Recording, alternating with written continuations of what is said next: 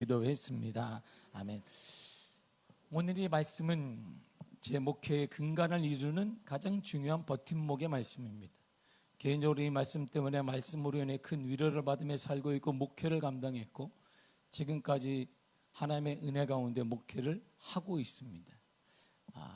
어느덧 제가 목회한 지가 30년이 넘어가는데 이 말씀 하나 때문에 지금까지 사명을 감당하고 있는 것이기도 합니다.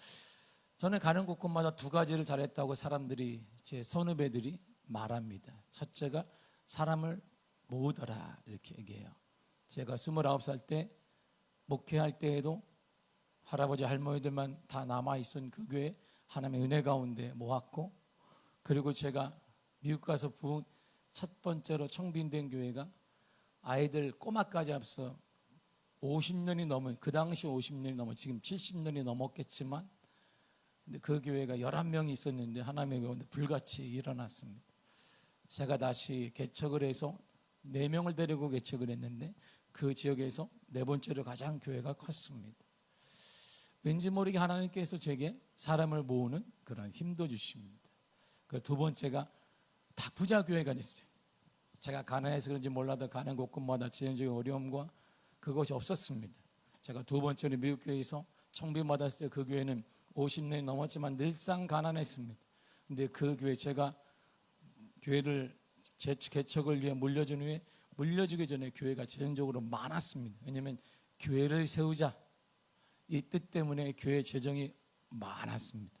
그리고 제가 개척한 교회 또한 그 가운데 다음 세대를 위한 영어를 사용하는 2세를 데려와서 그들에게 주자, 이런 취지로 교회 건축원금을 모았어요.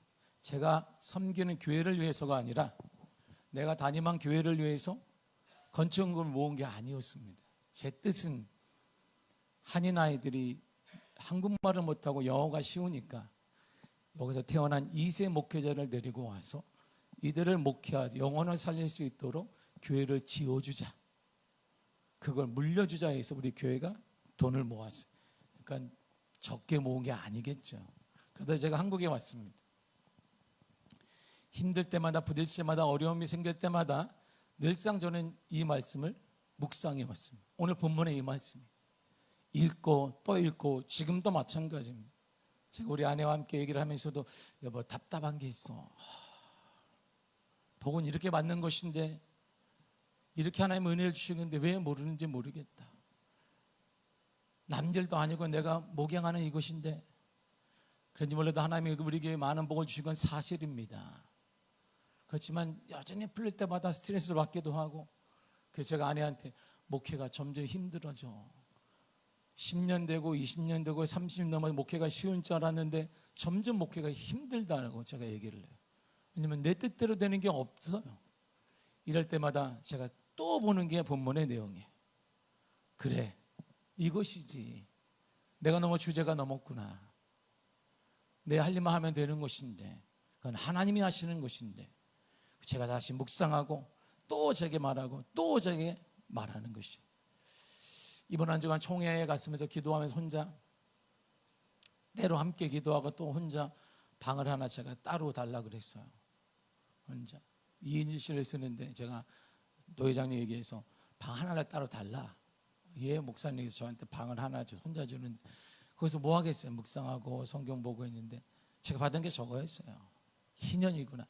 우리 교회는 희년이 다가오고 있는데, 가장 큰 복이 희년이 다가오고 있는 우리 교회, 성도들이 다 이러면 안 되는데, 희년인데, 성경에서 말한 희년은 가장 축복의, 완전한 해방의, 가난으로부터 영적인 굴박으로부터 모든 것을 완전히 해방되는 애가 희년인데, 지금 우리가 희년이 다가오는 50년이 돼가고 있는데, 이제 가장 큰 축복이 임할 때인데, 이런 걸 제가 받고, 그리고 다시 현실을 보면서, 그래, 다시 이 말씀을 보기 시작했어요. 그래, 내가 할 일은 이것이구나. 지금도 저는 요한복음 1장 23절을 늘상 묵상합니다. 그래, 내 할 일은 이거야. 앞서가지도 말자. 욕심을 부리지도 말자. 좌절하지도 말자. 아무리 성도가 뭐라고 해도 시대가 어떤지 할지라도 어둡다 해도 그건 내가 할 바가 아니다. 하나님이 여전히 부흥케 하시고 역사하시기 때문에 내가 그걸 침범하면 안 된다, 이런 생각 때문에 30년간 목회를 했습니다. 그리고 이런 생각으로 인해서 부흥을 일으켰습니다.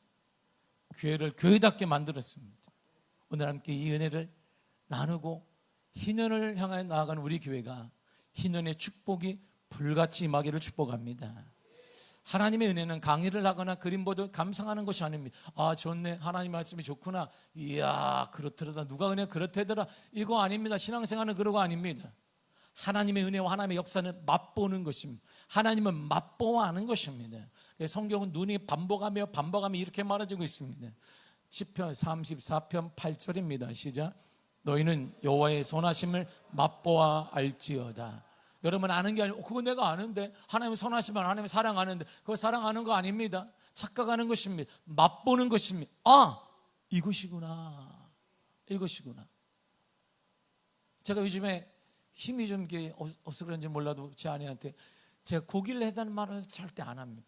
고기는 이게 별로 이게 어릴 때 한이 됐으나 근데 내가 총회 끝나자마자 제가 아내한테 여보, 고기가 생각이 난다, 오래간만에 고기 좀 먹었으면 좋겠다 하니까 먹고 싶냐, 먹고 싶다고, 고기를 뜯고 싶다 그랬으니까 그러냐니까 밖에 사 먹자, 사 먹는 거 말고 집에서 이렇게 막 이렇게 뼈도 이렇게 발라가면서 먹는 거, 그거 먹고 싶다 그러니까 기다리시라고. 그래서 내가 기다리다가 어제 수요일날 점심이 됐습니다. 드디어 토요일날 점심 되는데 전화가 안 오는 거, 밥 먹으러 올라오라고. 저한테 전화 오기 전에 올라가면 큰일 나는 거예요. 준비됐다 그러면 올라가야 되기 때문에.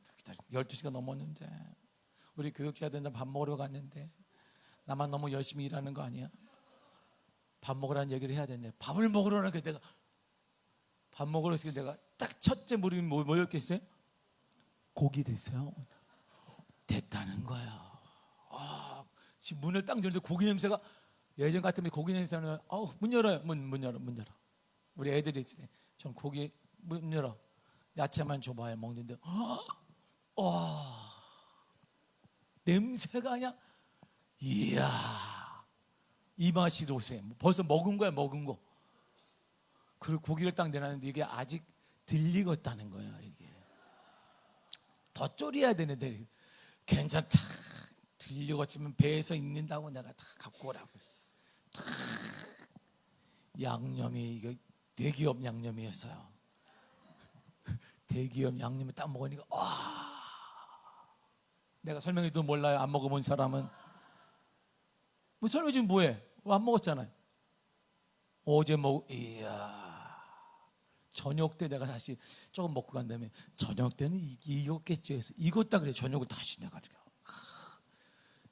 제가 10여 년 만에 고기를 하루에 2번 먹기는 처음이에요. 이야, 저녁을 먹는데 그냥 야들야들 뼈가 그냥 툭툭 빠져. 이렇게 안 먹어본 사람은 말을 하지 말아요. 맛보는 거예요. 제가 이렇게 막 얘기하니까 뭐 맛있겠다 이런 생각이 드세요? 뭐 어떻게 알아? 안 먹어봐. 난 먹어봤다니까. 먹어본 사람 안 먹어본 사람은 달라요. 먹어본 나는 배가 부르지만 여러분은 안 먹고 내가 설명만 계속하면 뭐가 생기겠어? 화가 날 거예요. 하나님의 은혜는 이런 거예요. 하나님의 말씀 많이 듣는다고 더 허기진 것입니다. 난 뭐야? 하나님의 은혜와 하나님은 맛보는 것입니다. 히브리 6장 5절 이렇게 말합니다. 시작. 하나님의 선한 말씀과 내세의 능력을 맛보고. 맛봐라. 냄새만 맡는 게 아니란 말이에요. 예배들 다 냄새 맡는 게 아닙니다. 하나님의 은혜를 맛보지 않고는 늘 배고파요. 영적으로 허기지고, 그래서 침체하게 되고, 그래서 작은 어려움도 이겨낼 힘이 없는 거예요. 맨날 시험 든다 그러지, 맨날 아프다 그러지, 뭐 없다 그러지, 안 된다 그러지, 가난하다 그러지. 그 믿음대로 되는 거예요. 그러니까 베드로전서 2장 3절 이렇게 말합니다. 시작. 너희가 주의 인자하심을 맛보았으면 그리하라. 인자하심을 맛보았느냐, 이런 말을 맛보. 성경에 묻는 게 뭐예요? 맛보았느냐, 먹어보았느냐, 하나님의 은혜, 하나님의 역사를 맛보았느냐. 냄새는 평생 신앙생활 했어도 저처럼 모태신앙이어도 그냥 냄새만 맡는 거. 이렇게 그렇지, 나 알아요. 나 뭘 알아요? 설명만 하는 것이지. 냄새가 이렇습니다. 맛이 그럴걸요. 천만의 말씀이에요. 맨날 이러니까 지치는 거예요. 신앙생활에 힘이 없는 거예요. 그리고 남들이 볼 때, 안 믿는 사람들이 볼 때 저 사람들은 허기된 사람들을 보는 거예요. 허기된 사람, 연약한 사람들, 이렇게 손가락질 받는 것입니다. 하나님 또 하나님의 은혜를 맛본 사람들, 어떤 환경이나 사람들 앞에 있어도 늘 변함없는 고백을 할 수밖에 없는 거예요. 지난 주일날 부산 해운대에서 2024년 해운대 성령 대성령 집회가 열렸습니다. 해운대 백사장에서 열렸어요. 3시부터 7시까지였는데 시간이 초과됐습니다. 그리고 2시간 전에 사람들이 모였어요. 예배드리고 빡빡 모였는데 10만 명 이상이 모였어요. 여러분 그림을 한번 보세요. 지난 주일날 해운대 백사장에서 모인 거예요. 그리고 저들이 1700명의 성가대를 찬양했습니다. 해운대의 타락한 모텔을 향해 찬양했어요. 이들이 뭐 했겠어요? 이 땅에 동가선 난가부. 이들이 1700명이 찬양했어요. 다 들으라고. 타락한 부산 도시여 들으라. 부산은요 지금 부흥되고 있습니다. 이들이 찬양을 했어요. 예배 2시간 전부터 성도들이 모여들었고 8시간 넘어서까지 찬양한 거룩한 모습이었어요. 마지막에 젊은이들이 안 가고 끝까지 찬양하는 모습을 한번 보세요. 동영상을 잠시 보겠습니다. 우리 함께 고백할까요? 1, 2, 3, 4.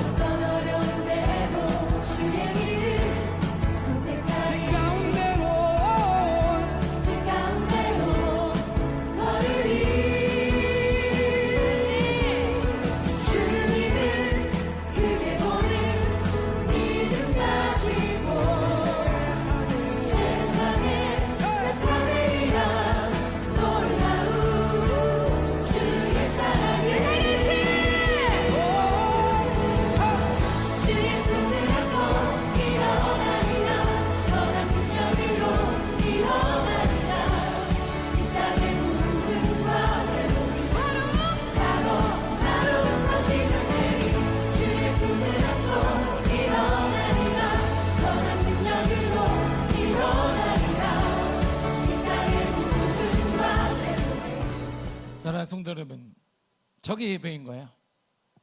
은혜를 맛본 자들의 예배입니다. 아마 우리 청년들이 매년 여름에 겨울에 참여하는 코스타 찬양 예배 때 이보다 더 할 것입니다. 우리가 불렀던 주를 찾는 모든 자들이는 팀 룩 워십이 불렀던 찬양인데, 팀 룩 워십은 부산을 기반으로 해서 의대생과 간호사생들이 만든 워십팀입니다. 그래서 팀 룩이에요. 누가가 의사이기 때문에 이들이 찬양한 거예요. 주님 때문에 미친 사람들, 주님 때문에 헌신된 사람들, 이 사람들이 우리가 사는 동시대에 있습니다. 하나님의 은혜를 맛보았기 때문에, 하나님의 너무나 간절하기 때문에 전 인생을 헌신하더라도 아깝지 않은 그러한 사람들, 전문인들이 활동을 하고 있어요. 하나님을 찬양하고 있습니다. 우리는 맛보았습니까? 하나님의 애들 냄새만 맡고 있어요. 평생 냄새만 맡고 있다가 하나님이 부르실 때 가면 무슨 의미가 있겠습니까? 저는 압니다. 하나님의 은혜를 압니다. 뭘 아는 거예요? 뭘? 성경 눈이 묻는 거예요. 맛보았느냐? 하나님의 은혜, 하나님의 살아계심, 하나님의 역사를 맛보았느냐 묻고 있는데 우리는 왜? 그런데요. 여가 생활입니까? 신앙이 죽고 사는 문제를 앞에 여가 생활을 하시는 겁니까? 살아있구나라는 말이 절로 나오지 않습니다. 은혜를 맛본 성도들이 아직도 저기 보세요. 백사장에 쫙 10만 명 이상이 깔려 있어요. 이들이 타락한 부산을 향해 외치고 이 땅에 동가서 난가보고 성령의 새바람이 불어나도록 외치고 있는데 우리는 잔잔한 죽어가가 있으면서 죽은지도 모르고, 그래서 부산이 지속적으로 성장하고 있습니다. 복음화율이 높아가고 있습니다. 그러므로 지금도 교회는 부흥해야 합니다. 지금도 교회는 부흥할 수 있습니다. 저는 개척교회 목사들이에요. 중학교를 마치고 개척교회를 다니면서 아버지께서 등록금을 유지하는 자퇴했습니다. 제가 아버지의 경제력 없음으로 인해 큰 피해자가 되어 학교를 자퇴했을 때 아버지가 제게, 저는 선명하게 기억합니다. 이렇게 얘기했습니다. 윤호야, 그렇지만 믿음대로 살아야 한다. 하나님 우선주의로 살아야 한다. 그분이 너를 귀하게 쓰실 거다. 너는 축복의 사람이 될 거야. 그때 그 말을 나는 너무 상처를 받았어요. 학교를 자퇴하는 게 상처받아, 이 말에 더 상처받았어요. 아버지의 이 말이 중학교 1학년인 제게, 등록금을 못 줘서 자퇴한 제게 우리 아버지가 하는 말이, 윤호야, 그렇지만 믿음으로 살아야 한다. 하나님 우선주의로 살아야 합니다. 그분이 너를 귀하게 쓰실 거다. 너는 축복의 사람이 될 거야. 격려가 아니었어요. 너무 큰 상처를 받았습니다. 아버지의 이 말이. 난 어릴 때부터 욕도 제대로 하지 않았습니다. 함부로 싸움도 안 했습니다. 목사가 될 사람이니까. 오직 하나님의 뜻대로 자랐는데 어떻게 이런 일이 제게 일어나냔 말이에요. 하나님의 원망도 많이 했습니다. 근데 시간이 흐르고 나니까 아버지 말씀처럼 저는 중고등학교가 아니라 검정고시를 합격했습니다. 일반대학교를 들어갔습니다. 신학대학원에 입학했습니다. 다시 신학대학원에 들어갔더니 석사학위도 마쳤습니다. 뉴욕에서 박사학위도 마쳤습니다. 하나님의 은혜로 29살부터 담임 목사 길을 걷다가 미국까지 유학을 갈 수 있었습니다. 제 큰딸이 초등학교 2학년에 미국으로 같이 갔어요. 이 큰딸이 중학교 때부터 전교에서 1등 했습니다. 여러 가지 활동도 하고 단체도 만들었습니다. 그전에 떨커덩 시카고 대학에 들어갔습니다. 입학 통지서를 가지고 왔습니다. 저는 그 아이의 꿈이기도 하고 어릴 때부터 가고 싶었던 그 대학에 등록금을 형편이 되지 않았습니다. 그래서 못 해줬습니다. 그러면 저는 눈물을 흘리면서 사랑하는 제 딸에게 이렇게 말해주었습니다. 예람아, 그럼에도 너는 믿음대로 살아야 한다. 하나님 우선주의로 살아야 합니다. 그분이 너를 귀하게 쓰실 거다. 너는 축복의 사람이 될 거야. 저는 똑같이 말해주세요. 아버지가 들은 말대로. 너무 마음이 아팠어요. 경제적 문제는, 가난의 문제는 나로 끝날 줄 알았어요. 다 해줄 줄 알았어요. 근데 내 큰딸을 얘가 딱 아빠 한 학기만 대줘. 그 다음은 내가 다 할게. 그 말에 머리가 픽 놀랐어요. 똑같이 얘기해 주세요. 예람아, 그럼에도 너는 믿음으로 살아야 한다. 하나님 우선주의로 살아야 한다. 그분이 너를 귀하게 쓰실 거야. 너는 축복의 사람이 될 거야. 저는 아버지께 배운 신앙에 따라 그대로 말해 주었습니다. 그때는 아빠로서 너무 마음이 아프고 미안했습니다. 세상 말로 쥐구멍에도 숨고 싶었어요.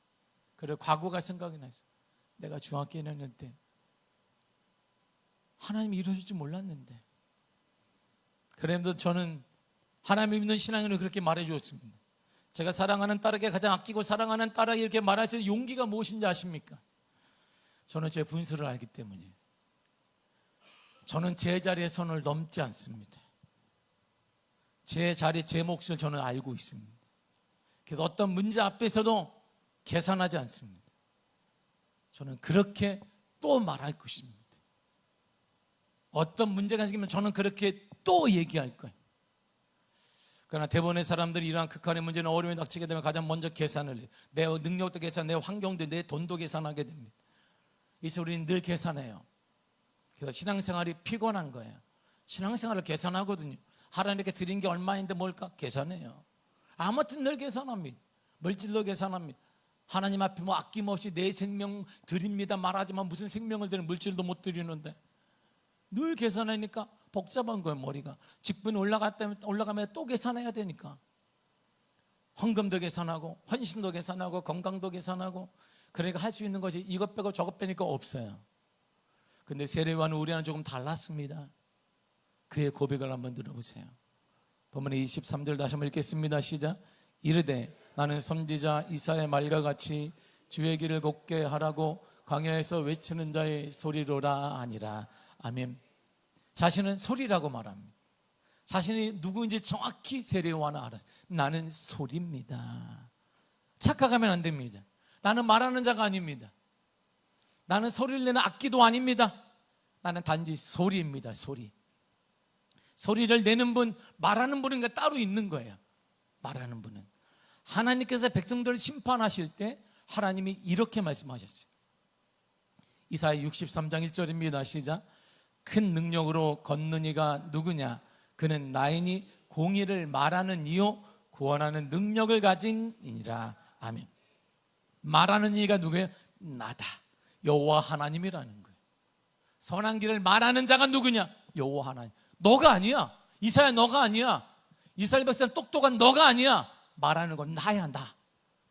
여호와는 말하는 이입니다. 요한복음 10장 30절을 보게 되면 나와 예수님이 나와 아버지는 하나라고 있습니다.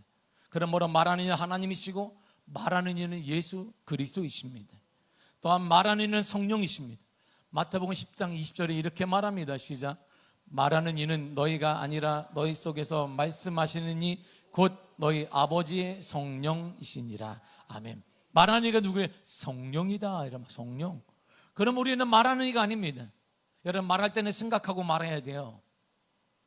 나이가 저 생각하고 말해야 돼요. 말에 책임을 져야 되기 때문에. 말에는 계획이 있어야 됩니다. 말에는 책임이 있다는 것입니다. 공동체 지도자, 국민을 섬기는 지역의 국회의원, 나라를 대표하는 대통령의 말 한마디는 대단히 중요합니다. 거짓으로 말할 때는 위증죄로 처벌을 받습니다. 그래서 근데 말하는 이는 근데 우리가 아니라는 거예요. 우리는 소리라는 거예요. 소리. 계획은 말하는 이가 세우는 거예요. 내가 말해도 어떤 효과가 있는지, 어떤 능력이 나타나는지, 무엇을 하는지는 말하는 이가 다 하는 거예요. 그건 나는 말하라 그러면 소리만 내면 되는 것입니다. 아, 이렇게 깨어나라, 이렇게 그러면 혼난다, 이렇게 말하는 것이죠. 그러면 은혜 받는다, 이렇게 말하는. 은혜 안 받고 하는 거 그분이 하는 일이고, 말하는 이는 누구일까요? 다시 마태복음 5장 2절에 예수님이 이렇게 말씀하십니다. 시작. 예수께서 입을 열어 가르쳐 이르시되, 입은 그분이 여시는 거예요. 가르치는 건 그분이 여시는, 내 앞을 가르치시고 내 인도를 가르치시고 우리 교회를 가르치시고 내 부흥을 가르치시면 우리 자녀들의 앞길을 여시는 그분이 말하는 것입니다. 말씀하시는 분은 예수 그리스도예요. 그러므로 그 말에 대한 책임은 누가 지느냐? 그분이 지시는 거예요. 예수님이 지시고 예수님이 보증하십니다. 그런데 그분은 이렇게 말씀하셨어요. 보세요. 23절을 다시 한번 읽겠습니다. 시작. 이르되 나는 선지자 이사야의 말과 같이 주의 길을 곱게 하라고 광야에서 외치는 자의 소리로라 아니라. 아멘. 뭐하라? 메시아이신 주님의 길을 곱게 만들어라. 그러니까 삐뚤삐뚤 되어 있는 거예요. 다시 말하게 되면 그때는 역사적으로 암흑기입니다. 중간기라고 말하기도 합니다. 이스라엘 백성들 메시아에 대한 기대감이 없어요. 전혀 없습니다. 사라진 지 오래됐습니다. 종교 생활을 하는 거냐? 우리는 기대감이, 우리처럼 기대감이 없는 거예요. 하나님의 역사, 하나님의 은혜, 하나님의 변화와 기대감이 없어요. 그냥 종교 생활을 하는 거예요. 때 되니까 앉아 있는 거예요. 명절에도 여러분 나오죠. 여러분 축복합니다. 할렐루야. 명절에도 온라인으로 예배드리는 여러분들을 축복합니다. 할렐루야. 뭐 그런 것이지. 우리는 주께서 오실 그 길은 아무도 닦아놓지 않았습니다.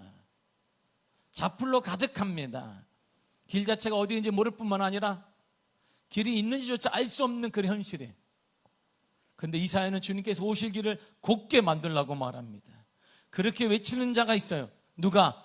예수님이, 하나님이 이사야에게 말한 거예요. 이사야, 네가 외쳐라. 뭐라고 할까요? 주의 길을 예비하라고, 곧게 만들라고 해라.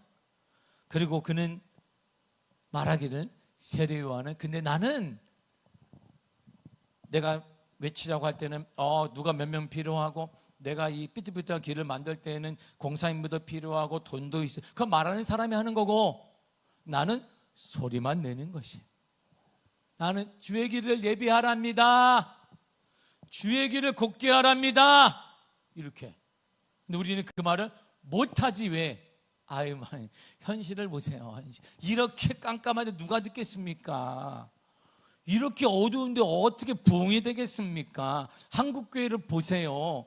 이렇게 경제적으로 어려운데 우리 가정 문제, 경제 문제가 어떻게 해결되겠습니까? 우리가 다 계산해. 그러니까 말을 못하는 거예요. 우리는 말을 못해요. 소리가 아니야. 우리는 그냥. 왜? 뭐 하고 있는? 우리가 말하는 이처럼 착각하고 있는 거예요. 주님이 다 계산해 놓았고, 내가 말하면 주님 역사하시는데 우리는 소리야. 그런데 우리는 말하는 사람이 되어 있어요. 주님이 소리처럼 바뀌어버렸습니다. 근데 더 과간인 것은 광야에서 외치는 자의 소리라는 거예요. 사막입니다. 이건 말도 안 되잖아요. 가뜩이나 듣는 사람이 없습니다. 기대하는 사람도 없습니다. 모이는 사람도 없습니다.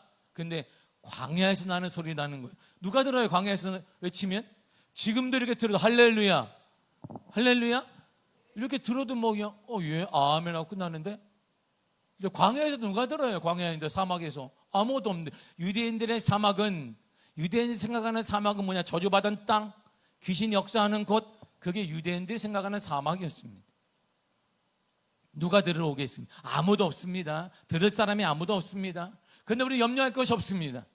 왜요? 소리이기 때문이에요. 우리 소리야. 사람을 오게 하는 것, 사람을 모으는 것, 모인 사람들로 듣게 하는 것, 모든 일들은 말하는 이, 외치는 이가 하는 거예요. 계획은 그분이 세우는 거예요. 나는 믿음으로 그냥 말만 하면 되는 것이, 듣든 안 듣든 말하면 되는 것입니다. 그분이 누구예요? 말하는 이가 누구예요? 바로 하나님. 그러므로 하나님이 하시는 거예요. 말하는 이는 누구인데? 예수님. 그러므로 예수님이 하시는 것입니다. 말하는 이는 누구인데? 바로 성령님이에요. 그러므로 성령님이 하시는 것이에요. 그러므로 나는 판단하지 않습니다. 나는 생각하지 않습니다. 그건 내가 계획 세우지 않습니다. 내 영역이 아니기 때문이에요. 말하라 하면 소리만 내면 되는 것입니다. 나는 입도 단지 소리입니다. 주님이 된다 하면 된다라고 외치면 되는 것입니다. 주님이, 자, 따라해 보시길 바랍니다. 살아나리라. 그러면 이렇게 외치라는 거예요. 우리 그대로 말하는 거예요. 내 가정을 향해, 자녀들을 향해, 교회를 향해 살아나리라, 이렇게 말하는 것이죠. 왜? 살리는 건 그분이 계획 갖고 있는 거, 그분이. 마른 뼈를 살리는 건 그분이 하시는 일이고, 나는 살아나리라 그냥 외치는 거예요. 에스겔아 외치라 하니까, 외쳐봐야 뭐 하겠습니까? 마른 뼈인데 무슨 뭐 상황이 이렇게, 그러면 안 되는 것이고, 그분이 계획은 있는 거예요. 살리는 건 살을 붙이는 건 그분이 하는 것이고, 핏줄 붙이는 건 그분이 하는 것이고, 누워있는 건 뼈 맞추는 건 그분이 하는 것이고, 나는 살아나리라 외치는 것이에요. 다시 한번 외쳐보겠습니다. 시작. 살아나리라, 부흥하리라, 돌아오리라, 보리라. 우리 그거 하는 거예요. 그거. 우리는 못하잖아요. 지금 사막이에요. 주님, 사막. 다 죽었어요. 경제가 다 죽었습니다. 뭐 이게 되겠습니까? 우리가 지금 소리가 아닌, 우리가 지금 착각을 하고 있는 거예요. 말하는 분이 다 아셔요. 말하는 분은 다 계획을 갖고 있습니다. 주님께서 오실 그 길을 만들라고 하라고 하시면 소리만 내면 되는데, 그것이 내 임무이고 사명입니다. 이렇게 고백하며 살았던 세례 요한을 향해 주님께서 이렇게 말씀하셨습니다. 누가복음 7장 28절입니다. 시작. 내가 너에게 말하노니 여자가 낳은 자 중에 요한보다 큰 자가 없도다. 아멘. 바로 이거예요. 보세요. 소리만 쳤더니 주님 말씀하시기를 여자가 낳은 자보다 이자보다 큰 자가 없다. 이런 자가 여자가 낳은 자 가장 큰 자는, 가장 복받은 자, 가장 진실한 자, 가장 은혜 있는 자, 가장 기적을 경험한 하나님의 축복의 사람이다라고 말하고 있습니다. 사랑하는 성도 여러분, 소리에는 힘이 있어요. 과학적으로도 파장이 있다고 합니다. 진동이 있다라고 합니다. 믿음의 파장, 말씀의 파장이 있단 말입니다. 내가 소리 역할만 하면 파장과 진동을 일으켜서 여리고성을 무너뜨리기도 하고 홍해 바다가 갈라지기도 하며 마른 뼈를 살리게 하는 것을 하나님이 하시는 거예요. 내가 하는 게 아니고, 때로는 듣는 사람이 없어요. 믿어주는 사람도 없습니다.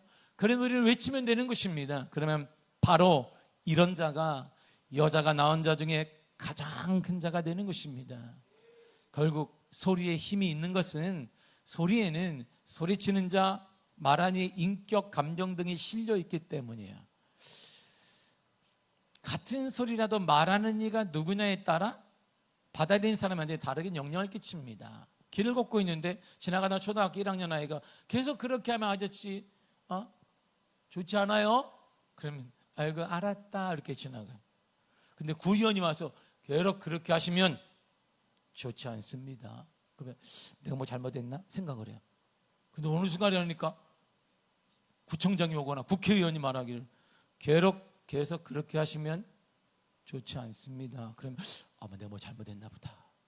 근데 내가 대통령을 만나면 대통령이 나에게 말하기를 계속 그렇게 하시면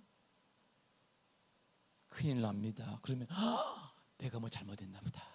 떨지요. 같은 말이거든요. 근데 말하는 이에 따라 받아들이는 역량, 압력이 다른 거예요. 이처럼 소리에는 외치는 자, 말하는 자의 인격, 감정, 능력, 영향력이 있단 말입니다. 지난주에 백석총회가, 우리 교단 총회가 천안 백석대학교에서 있습니다. 총회에 가면 총회장이 있어요.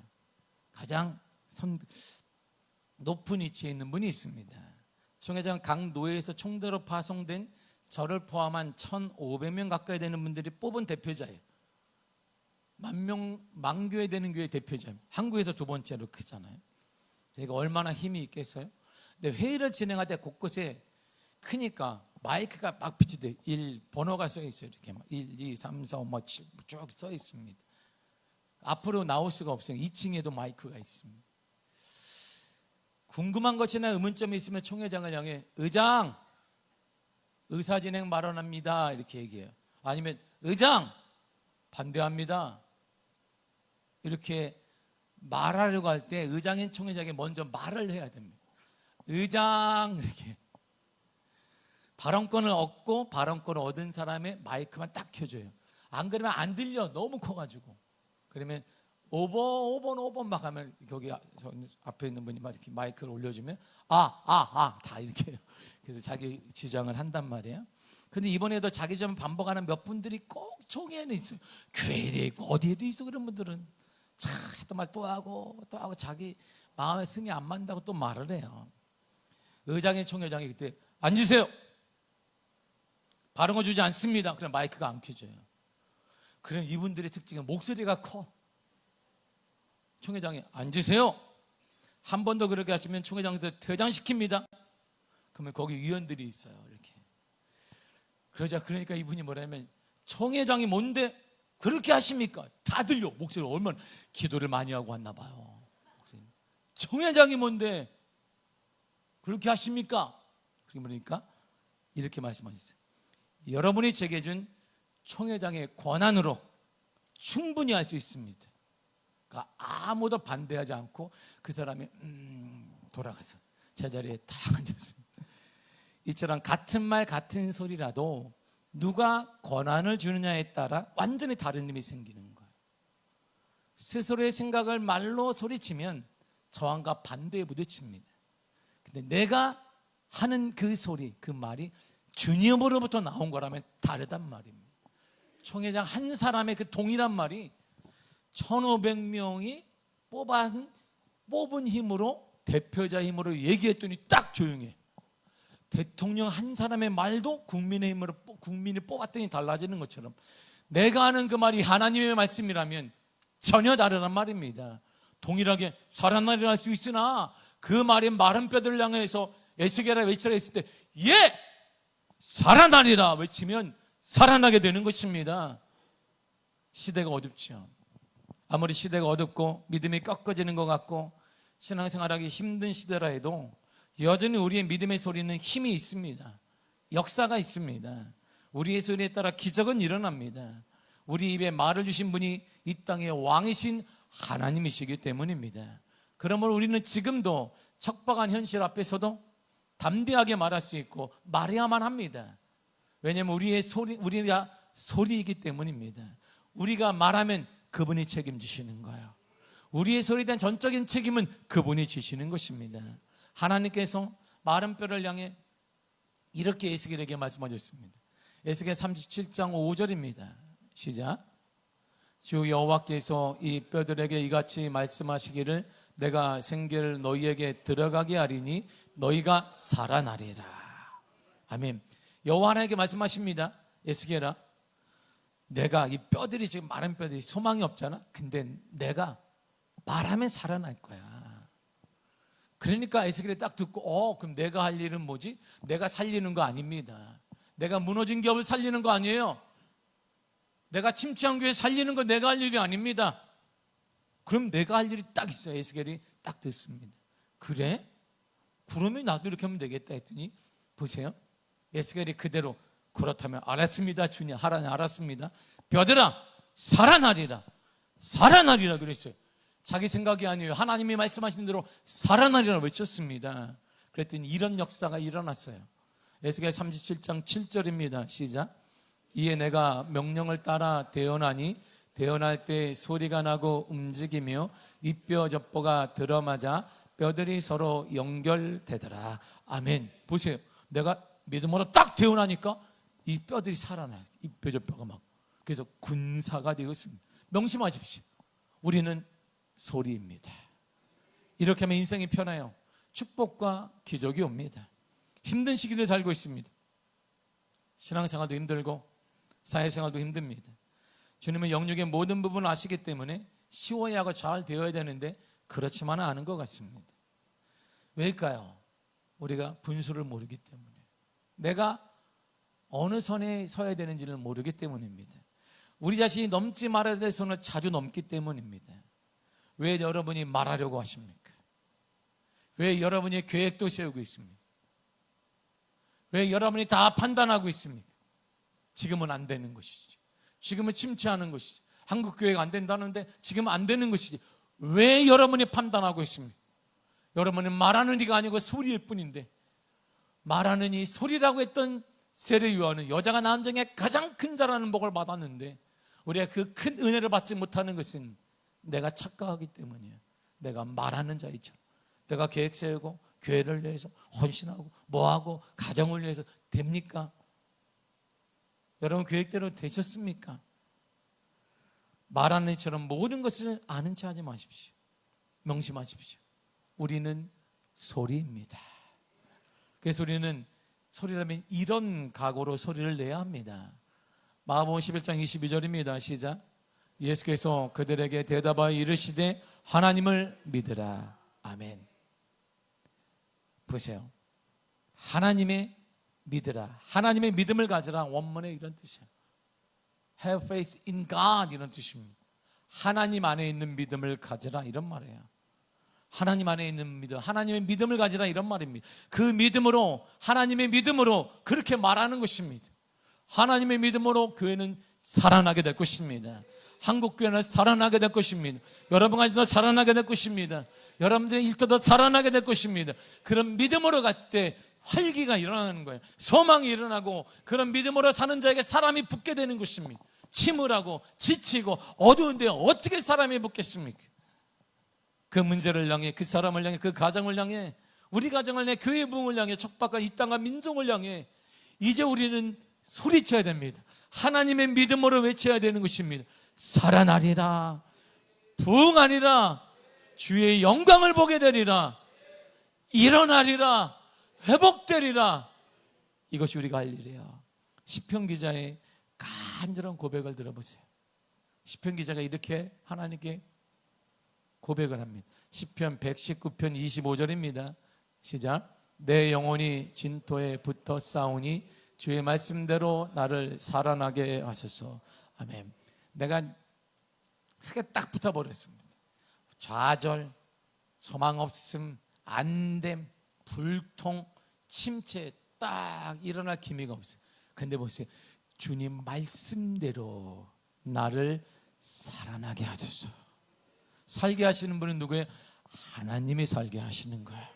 그러므로 나는 어떻게 소리만 내면 되는 것입니다. 살아나리라. 할렐루야. 살아나리라. 여러분들의 공동체를 향해, 여러분들의 가정을 향해 살아나리라. 사랑하고 용서하고 화목하고 하면 되는 것입니다. 나머지는 하나님이 하시는 것입니다. 시편 119편 107절에 이런 말이 있습니다. 시작. 나의 고난이 매우 심하오니 여호와의 주의 말씀대로 나를 살아나게 하소서. 보세요. 고난이 너무 심합니다. 나를 살아나게 해주세요. 어떻게? 뭘로? 말씀으로. 누구 말씀? 하나님 말씀으로. 외치는 자는 누구예요? 하나님. 나는 뭐다? 살아나리라. 하나님의 믿음을 가지고 말하고 외치는 것입니다. 그때 살아나게 되는 것입니다. 여러분, 세상 한가위 명절을 맞아 사랑하고 용서하고 외치십시오. 그러면 하나님이 가정을 더 화목하게 만들어주시고 역사하게 해주실 것입니다. 여러분들 일터를 향해 좌절과 진흙탕에 딱 빠진 것처럼 일어나지 못하고 있을 때 불평하지 말고 원망하지 말고 사람을 다 떠나게 하지 말고 그럴 때일수록 하나님의 말씀대로 외치십시오. 마른 뼈다귀 외친 것처럼 주님 살게 하여 주옵소서. 주님 살게 하여 주옵소서. 살아나리라. 살아나리라. 살아나리라. 그런 역사가 여러분들의 삶 가운데 일어나기를 원하고, 특별히 우리 미아교회는 희년을 맞이하고 있습니다. 성경의 가장 큰 축복인 희년, 50년이 희년인데 희년 때에는 모든 것이 자유가 되어지고 모든 것이 새로워지며 모든 것이 리셋되는 것입니다. 하나님의 은혜로 다시 시작하는 해가 희년이에요. 우리 미아교회가 49년을 넘어 이제 희년으로 나아가고 있습니다. 바로 이러한 때에 앉아있는 여러분들은 복받은 것입니다. 하나님의 희년의 축복이 여러분들의 가정에 가득하기를 축복합니다. 말하세요. 할렐루야. 여러분의 생각으로 말하지 말고 하나님의 말씀을 의지해서 외치시길 바랍니다. Have faith in God. 하나님 믿음을 가지십시오. 하나님의 믿음을 가지고 외치고 말하면 믿음대로 될 줄 믿습니다. 기도하겠습니다.